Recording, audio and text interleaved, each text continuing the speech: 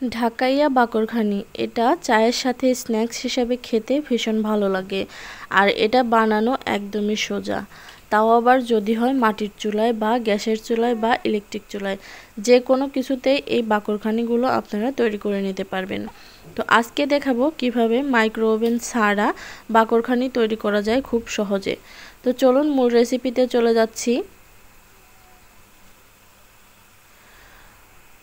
প্রথমেই এখানে একটা বাটিতে পরিমাণ মতো আটা বা ময়দা আপনারা নিয়ে নেবেন। আমি এখানে প্রায় 2.5 কাপের মতো আটা নিয়েছি। আপনারা যদি ময়দা দিয়ে বানাতে চান তাহলে সেক্ষেত্রেও হবে, ময়দা দিয়ে আরও ভালো হবে। তো আমার কাছে আজকে ময়দা ছিল না, যার জন্য আমি আটা দিয়ে তৈরি করছি। দিয়ে দিচ্ছি লবণ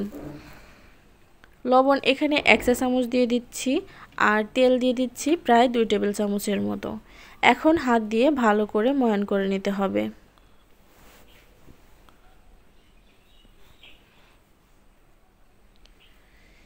একটু সময় নিয়ে ভালো করে ময়ান করে নেবেন, তাহলে রুটি বেলতে খুবই সুবিধা হবে। তো এভাবে হাতে মুঠো পেকে দেখে নেবেন যে ময়ানটা হয়েছে কিনা। যদি এভাবে হয়ে যায় তাহলে বুঝবেন হয়ে গেছে। তো এখন নর্মাল পানি দিয়ে একটা সফট ডো তৈরি করে নিতে হবে। অল্প অল্প পানি দিয়ে এই ডোটা তৈরি করে নেবেন, একেবারে পানি দিতে যাবেন না, তাহলে বেশি হয়ে যাবে। তো এই তো ডোটা তৈরি করে নিয়েছি, আর এই ডোটা একেবারে শক্ত করা যাবে না, একটু সফট করেই তৈরি করে নিতে হবে।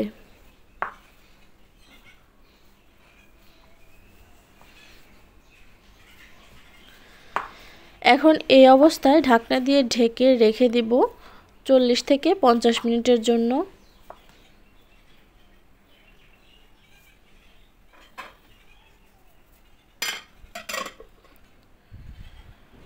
তো ফিরে আসছি 40 মিনিট পরে।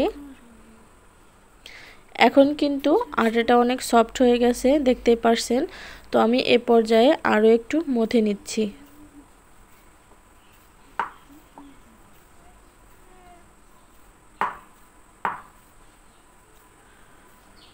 দু থেকে 3 মিনিট সময় নিয়ে ভালো করে মথে নিয়েছি।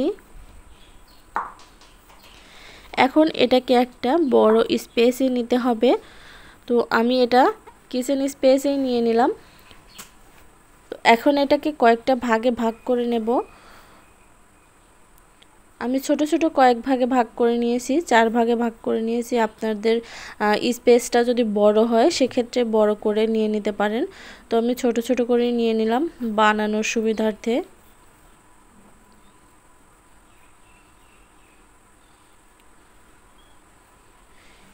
হাত দিয়ে একটু ঘুরিয়ে ঘুরিয়ে রোল করে নিয়েছি। এখন আমি এটাকে বড় সাইজের একটা রুটি তৈরি করে নেব।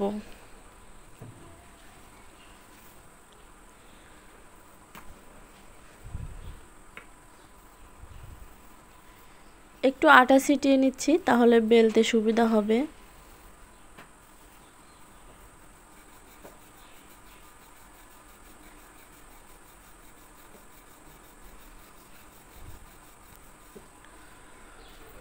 এই তো যতটা সম্ভব পাতলা করে বেলা যায় ততটা সম্ভব পাতলা করে বেলে নিয়েছি, দেখতেই পারছেন আঙুল দেখা যাচ্ছে এমন করে। তো এখন এর উপর দিয়ে দিচ্ছি রান্নার যে রেগুলার সয়াবিন তেল হয় সেটা। অনেকে এখানে ডালডা, ঘি, বাটার অনেক কিছু ইউজ করে। তো এগুলো কোনো কিছুরই প্রয়োজন নেই, শুধুমাত্র তেল দিলেই হয়ে যাবে। আর উপর থেকে দিয়ে দিচ্ছি আটাটা ছিটিয়ে দিচ্ছি এভাবে। তারপরে হাত দিয়ে এভাবে একটু মেল্ট করে দিচ্ছি। প্রথম প্রসেস হয়ে গেছে, দ্বিতীয় প্রসেসে আবারও তেল দিয়ে দেব।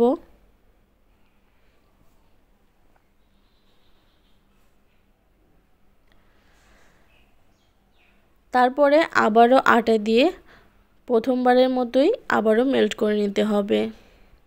তো এইভাবে 2 বার করে নেবেন আপনারাও। এখন এক পাশ থেকে এইভাবে তুলে এই যে ডাবল ভাঁজ করে নিতে হবে।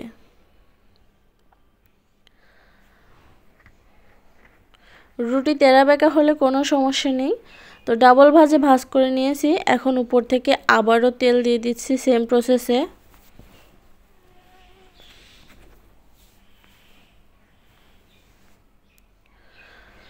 তারপর আবারও আটা দিয়ে মেল্ট করে নিয়েছি। এখন এইভাবে ভাঁজ দিয়ে নেব। ভাঁজটা কিভাবে দিয়ে দিচ্ছি সেটা আপনাদেরকে দেখেই বুঝে নিতে হবে। আবারও তেল আর আটা দিয়ে মেল্ট করে নেব।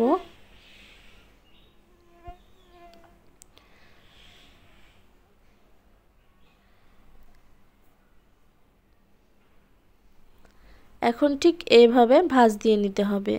ভাঁজ দেওয়া হয়ে গেলে সাইড থেকে এভাবে নিয়ে এসে একটা রোল করে তৈরি করে নিতে হবে। দেখতেই পারছেন রোল করা হয়ে গেছে। এখন একটা ছুরির সাহায্যে আমি কয়েক ভাগে ভাগ করে নেব। আমি যেহেতু 4টা বানাবো এখান থেকে, তাই 4 ভাগে ভাগ করে নিয়েছি। তো দেখতেই পারছেন ভাঁজগুলো কিন্তু স্পষ্ট বোঝা যাচ্ছে।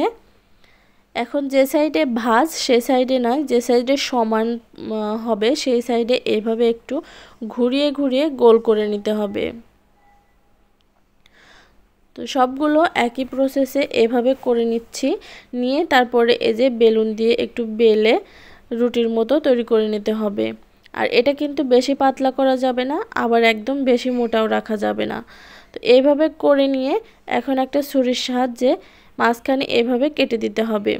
আমি যেহেতু চুলায় তৈরি করব তাই একটু পাতলা করেই তৈরি করেছি, কারণ চুলা কিন্তু আর মাইক্রো ওভেনের মতো না যে চারিদিক থেকে হিট আসবে। তো এভাবে একটু পাতলা করেই তৈরি করে নেবেন, একেবারে বেশি মোটা রাখবেন না। এখন এভাবে একটা স্টিলের প্লেট নিয়ে নিয়েছি আর আমি এই বাকরখানিগুলো সাজিয়ে দিচ্ছি। যতগুলো আটে ততগুলো এখানে আমি দিয়ে দিব।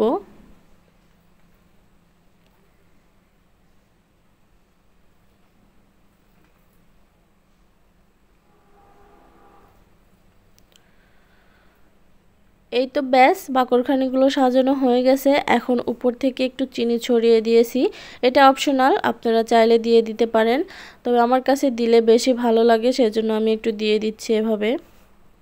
এভাবে না দিতে চাইলে আপনারা যদি মিষ্টি বাকরখানি খেতে চান, তাহলে যখন তেল আর আটা মেল্ট করে দিয়ে দিলাম রুটি বেলে, তখন আপনারা উপর থেকে কিছুটা চিনি ছিটিয়ে দিলে মিষ্টি বাকরখানি কিন্তু তৈরি হয়ে যাবে। তো এখন এইভাবে একটা তাওয়া নিয়ে নিয়েছি রুটি তৈরি করা। তারপর আমি এই প্লেটটা বসিয়ে দিয়েছি। উপর থেকে আরও একটা মোটা প্লেট বসিয়ে দিয়ে একটা শিল বা নোড়া যাই বলেন না কেন, ভারী একটা কিছু দিয়ে আধা ঘন্টা থেকে 40 মিনিট পর্যন্ত একদম লো হিটে এটাকে রেখে দেবেন। আপনাদের আরও 5 থেকে 10 মিনিট কম বা বেশি টাইম লাগতে পারে। তো আমি আধা ঘন্টা পরে একবার উল্টে দিয়েছিলাম এগুলো, যার জন্য এই যে কালারটা পরিবর্তন হয়ে গেছে। উল্টে আরও 10 মিনিট রেখে দিয়েছিলাম, আমার মোট 40 মিনিট টাইম লেগেছে। আর দেখতেই পারছেন বাকরখানিগুলো কতটা মুসমুসে হয়েছে। তো আপনারাও কিন্তু চুলায় এইভাবে বাকরখানি তৈরি করে নিতে পারবেন। কেমন লাগলো আমার আজকের রেসিপি অবশ্যই কমেন্ট করে জানাবেন। ভালো লাগলে ফ্রেন্ডস অ্যান্ড ফ্যামিলিদের সাথে বেশি বেশি করে শেয়ার করে দেবেন। আর আমার চ্যানেলটা সাবস্ক্রাইব করে পাশে থাকা বেল বাটনটা অন করে দেবেন। তো সবাই ভালো থাকবেন। আল্লাহ হাফেজ।